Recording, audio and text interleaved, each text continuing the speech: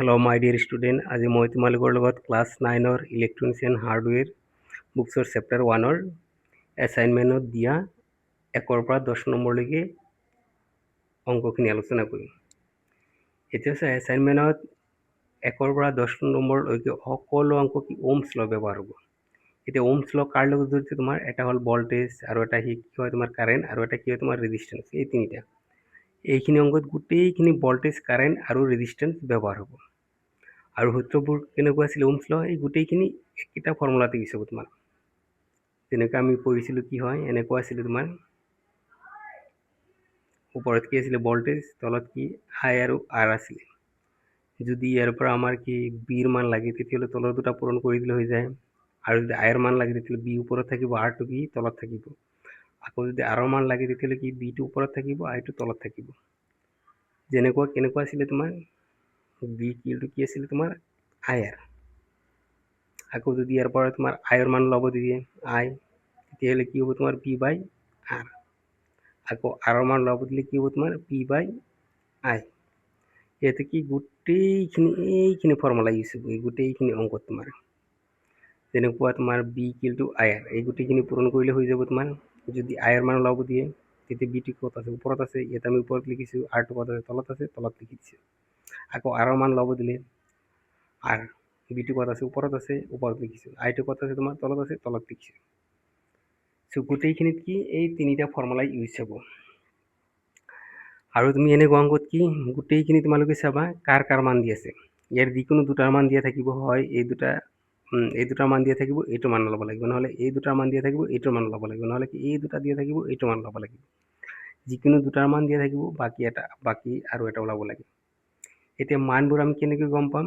এককবোৰ। যেনেকৈ ওম দিয়া থাকিলে কি হয় তোমাৰ আৰৰ মান তোমাৰ। যদি এম্পিয়াৰ দিয়া থাকে, তেতিয়াহ'লে কি আইৰ মান। আৰু বল দিয়া থাকিলে কি হয় তোমাৰ বিৰ মান। যেনেকৈ এইটো বি আছে, তাৰমানে কি বিৰ মান দি আছে ভল্টেজ। ওম আছে মানে কি আৰৰ মান, আৰু এম্পিয়াৰ থাকিলে কি আইৰ মান। চ' অংক গোটেইখিনি ইমান পঢ়াৰ আমাৰ দৰকাৰ নাই, খালি চাবা কাৰ কাৰ মান দি আছে, সেইখিনি আমি ওলাই ল'লে বাকী অংকখিনি হৈ যাব। এতিয়া চোৱা, যেনেকৈ তোমাৰ 1 নম্বৰ অংক, 1 নম্বৰত অংকত কি আছে চোৱা, 1 নম্বৰত কাৰ কাৰ মান দি আছে চোৱা। 1 নম্বৰ তোমাৰ কি ভল্টেজৰ মান দি আছে, আৰু কি আছে ওম মানে কি আৰৰ মান দি আছে, ৰেজিষ্টেন্স। ওলাব লাগে কি কাৰ মান কাৰেণ্টৰ মান। এতিয়া বাকীখিনি আমি ওলাই ল'ম। এতিয়া দি আছে এনেকৈ লিখে তোমাৰ ইয়াৰ বি ইকুৱেলটো কি 9 ভল্ট, আৰ ইকুৱেলটো কি 3 ওম। ওলাব লাগে কি আই কাৰেণ্ট হোৱাট। এতিয়া যেতিয়া আমি অংক কৰিম, এতিয়া কি আই ইকুৱেলটো কি হ'ব তোমাৰ বি বাই আৰ হ'ব। কাৰণ ফৰ্মুলা আমি কি জানিছিলোঁ, এনেকুৱা জানিছিলোঁ তোমাৰ বিটো ওপৰত, আইটো কি তলত, আৰটো। সেইটো ওলাব লাগে কাৰ মান চোৱা আইৰ মান। যদি বিটো ওপৰত আছে ওপৰত লিখিছোঁ, আৰটো তলত আছে তলত লিখি দিছোঁ। এতিয়া চোৱা বিৰ মান কিমান দি আছে তোমাৰ 9 ভল্ট, 9, আৰু আৰৰ মান কিমান দি আছে 3। এতিয়া 9ৰ মাজত 3 কেইবাৰ যায়? 3 বাৰ। গতিকে এনচাৰ কিমান হ'ব 3। আইৰ একক কি হয় তোমাৰ? আইৰ একক কি হয় তোমাৰ এম্পিয়াৰ। চ' ইয়াতে কি লিখিব লাগিব? সৰুকৈ এ লিখি দিয়ে। চ' এনচাৰ কোনটো হ'ব তোমাৰ 3 এম্পিয়াৰ। এইখিনি লিখিলে তোমালোকে নম্বৰ পাবা। এতিয়া লাষ্টত লিখি দিব পাৰিবা নিৰ্ণয় কাৰেণ্ট আইৰ মান 3 এম্পিয়াৰ, বা ৰিকুৱাৰ্ড কাৰেণ্ট আই ইকুৱেলটো কিমান হ'ব তোমাৰ 3 এম্পিয়াৰ। এনেকৈ লিখিলে তোমাৰ 1 মাৰ্কো কাটিব নোৱাৰে। সেম তোমাৰ 2 নম্বৰ কুৱেশ্যন চোৱা। 2 নম্বৰ কুৱেশ্যনত কাৰ কাৰ মান দি আছে আমি সেইটো চাম খালি। 1 নম্বৰ ওম মানে কি ৰেজিষ্টেন্সৰ মান, আৰু এম্পিয়াৰ মানে কি কাৰেণ্টৰ মান। ওলাব লাগে কি ভল্টেজৰ মান, ভল্টেজ। চ' আমি লিখিম কেনেকৈ হিয়াৰ আৰ ইকুৱেল টু কি 6 ওম, আই 2 এম্পিয়াৰ। ওলাব লাগে বি ইকুৱেল টু কি, বা তুমি এনেকৈ লিখিব বি ইকুৱেল টু কি আই পূৰণ আৰ। এতিয়া চোৱা আইৰ মান কিমান আছে 2 পূৰণ আৰৰ মান কিমান আছে 6। 2 পূৰণ 6 কৰিলে কিমান পাবা 12, আৰু বিৰ একক কি হয় তোমাৰ ভল্ট।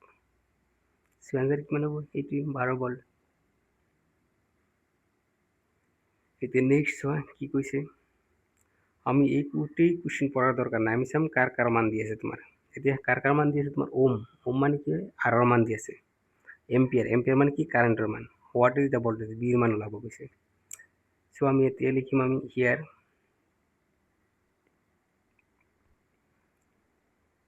R 255 ওম, I তোমাৰ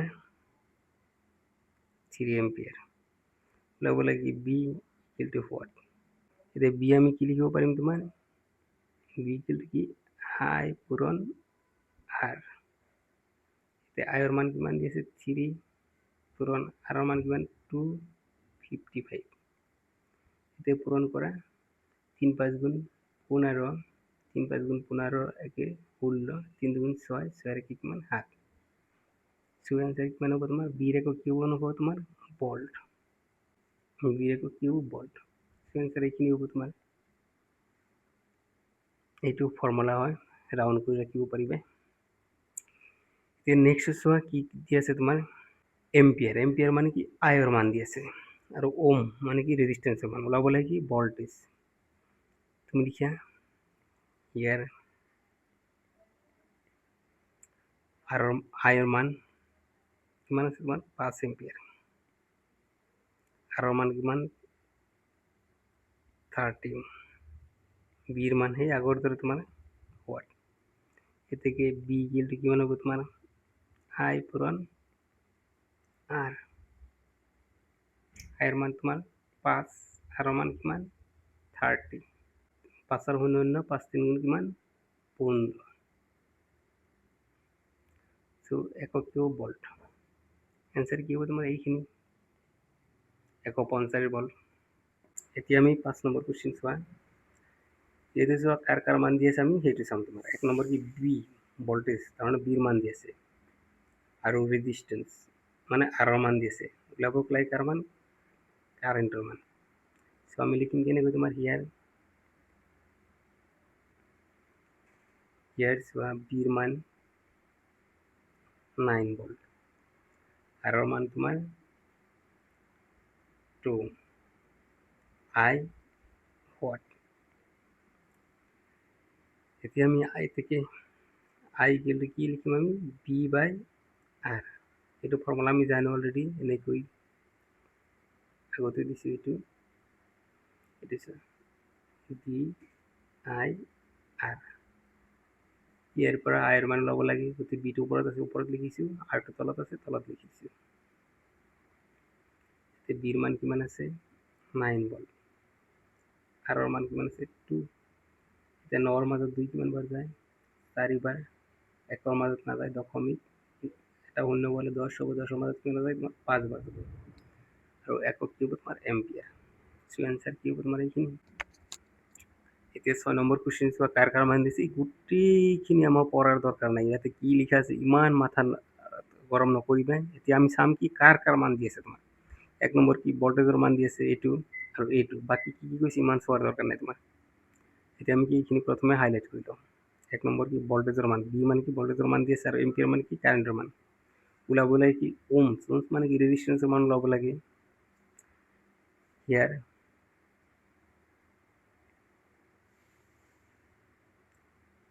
B 110 volt, I equal to 2 ampere.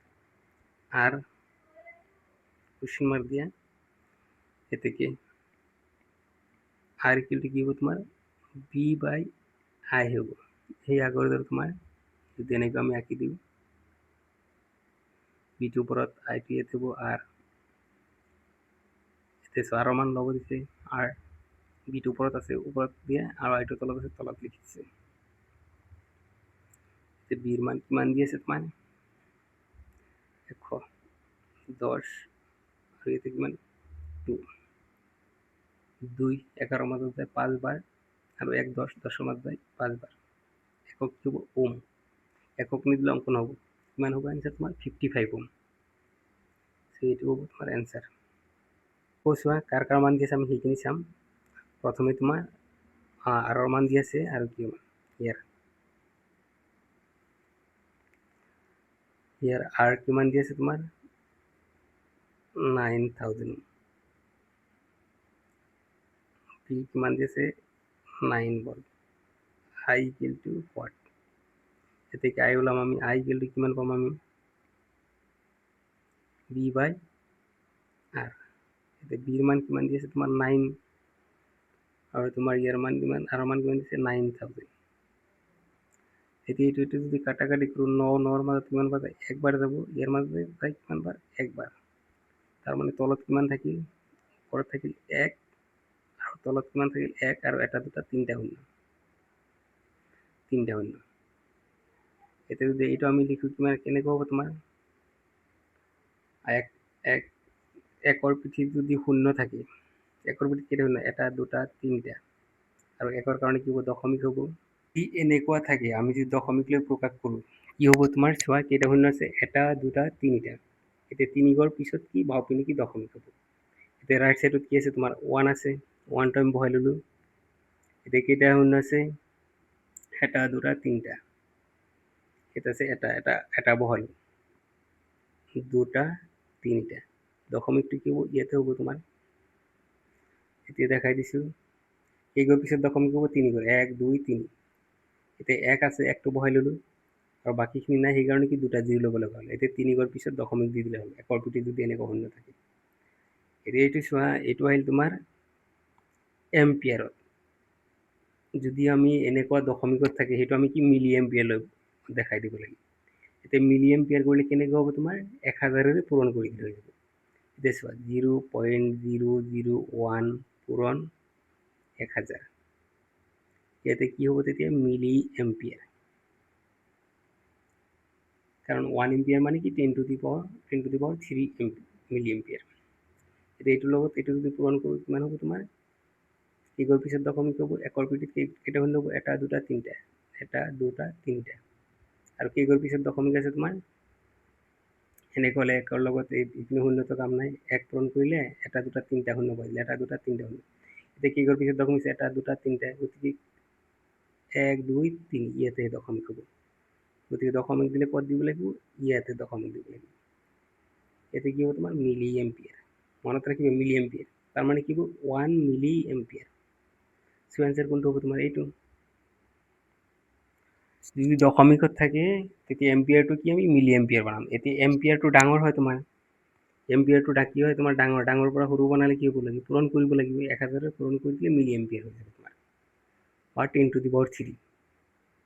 তেতিয়া আমি কি পাম 1 মিলি এম্পিয়াৰ পাই যাম। এতিয়া নেক্সট চোৱা, তাৰ মান দি আছে ওম,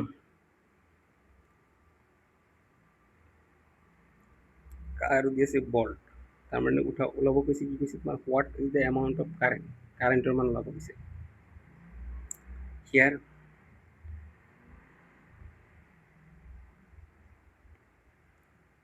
আৰৰ মান 12000 ওম, আৰু তোমাৰ বিৰ মান 120 ভল্ট, ওলাব কৈছে আইৰ মান। এইটো একো নাই, সেই আগৰ দৰে। এতিয়া আই ইকুৱেল টু কি হ'ব তোমাৰ বি বাই আৰ, বিৰ মান কিমান দি আছে তোমাৰ 120, আৰু আৰৰ মান কিমান দি আছে 1 2 3, 12000। এতিয়া তুমি সেই আগৰ দৰে কাটি দিয়া, এইটো শূন্য কাটা যায়, আৰু 12 12 মাজত কিবাৰ যায়, একবাৰ যায়, ইয়াতে কিমান যাব একবাৰ। এতিয়া তলত কিমান হ'ব চোৱা, ওপৰত থাকিল 1 আৰু তলত কিমান আছে 1 থাকিল, আৰু এই এটা দুটা শূন্য, 1 বহালোঁ আৰু দুটা শূন্য বহাই দিলোঁ, ধৰণে 100। ঠিক এইটো যদি আমি এনেকৈ কৰোঁ, দশমিকত প্ৰকাশ কৰিলে কি হ'ব, যিকেইটা শূন্য থাকে সেই কেইঘৰ পিছত দশমিক, কেইটা শূন্য আছে এটা দুটা, 2 ঘৰ পিনে দশমিক হ'ব, ইয়াত আছে কেইটা 1 আছে তোমাৰ, যে 2 ঘৰ পিছত হ'বলৈ কি আৰু এটা শূন্য দিব লাগিব, তাৰপিছতে দশমিক দিব পাৰিবা। এইটো হ'ল এম্পিয়াৰ। আকৌ আমি এইটো যদি মিলি এম্পিয়াৰ পূৰণ কৰোঁ, এইটো কি কৰিব লাগিব 1000 পূৰণ কৰিব লাগিব, 1000 পূৰণ কৰি দিয়া, 1000 পূৰণ কৰি দিলে কি হ'ব, তুমি খালি পিছত শূন্য বহাই দিলে হ'ব তোমাৰ, 1ৰ ভিতৰত 1 2 3, দশমিক কেইঘৰ পিছত আছে তোমাৰ 1 2 গতিকে 2 ৰ পিছত দশমিক দি দিলে হৈ যাব তোমাৰ। এতিয়া 2 ৰ পিছত দশমিক ইয়াতে দিব লাগিব আৰু ইয়াতে কি লিখিব লাগিব মিলি এম্পিয়াৰ। তাৰ মানে কি হ'ব 10 মিলি এম্পিয়াৰ। এইটো হ'ব এনসাৰ। নেক্সট হোৱা কি কৈছে তোমাৰ যি আছে কাৰ মান ওম ৰেজিষ্টেন্সৰ মান আৰু কি 9 ভোল্ট বেটাৰী। এতিয়া ওলাব গৈছে when the socket how much কাৰেণ্টৰ মান ওলাব গৈছে। এতিয়া আমি সেই আগৰ দৰে লিখিম ইয়াৰ আৰৰ মান কিমান তোমাৰ 1000, বিৰ মান 9 ভোল্ট ওলাব লাগে কি আইৰ মান, চবকেইটা আইৰ মান ওলাব গৈছে। এতিয়া সেই আগৰ দৰে আই ওলাম, আই কিন্তু কি তোমাৰ ভি বাই আৰ। বিৰ মান বহুৱা 9 আৰু 1000। এতিয়া সেই আগৰ দৰে যিকেইটা শূন্য থাকে, যিহেতু একৰ পিঠিত কেইটা শূন্য আছে, একৰ পিঠিত থাকিলে 1 2 3 3 ঘৰ পিছত দশমিক দিলে হ'ব। 3 ঘৰৰ কাৰণে কি লাগিব তোমাৰ এইপিনে নাও আছে আৰু দুটা এনেকৈ দিব লাগিব। নাও বহালোঁ, এটা দুটা তিনিটা শূন্য, গতিকে ইয়াৰ কাৰণে এটা আহিল, দুটা তিনিটা, ইয়াতে দশমিক দিব লাগিব। এইটো হ'ল এম্পিয়াৰ। এইখিনি লিখিলে নম্বৰ পাবা, বাট আমি কি মিলি এম্পিয়াৰলৈ কনভাৰ্ট কৰিম। এতিয়া মিলি এম্পিয়াৰ কনভাৰ্ট কৰিলে কি হ'ব, এইটো নাৱৰ পিঠিত খালি 1 2 3টা শূন্য দিলে মিলি এম্পিয়াৰ হৈ যাব তোমাৰ।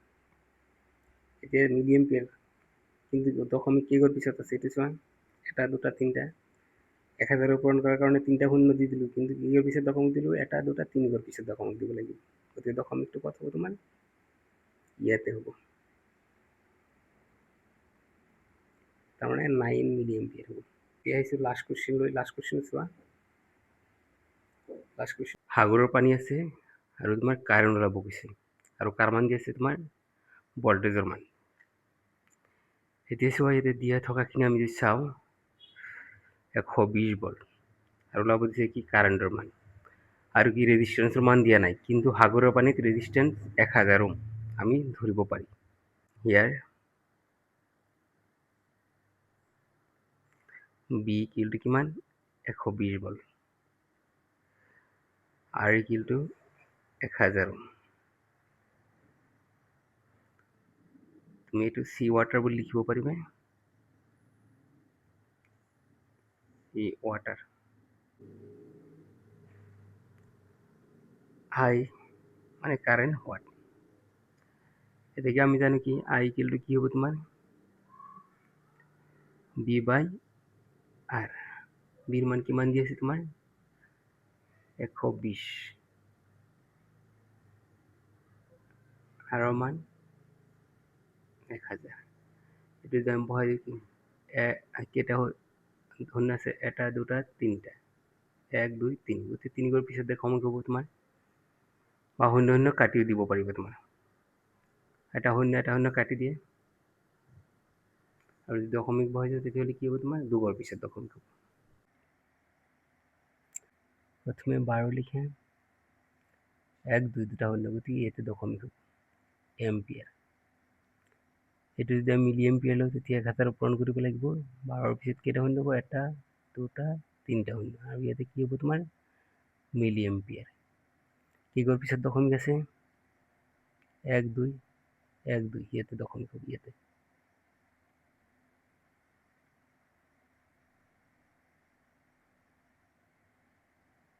মানে 120 মিলি এম্পিয়াৰ।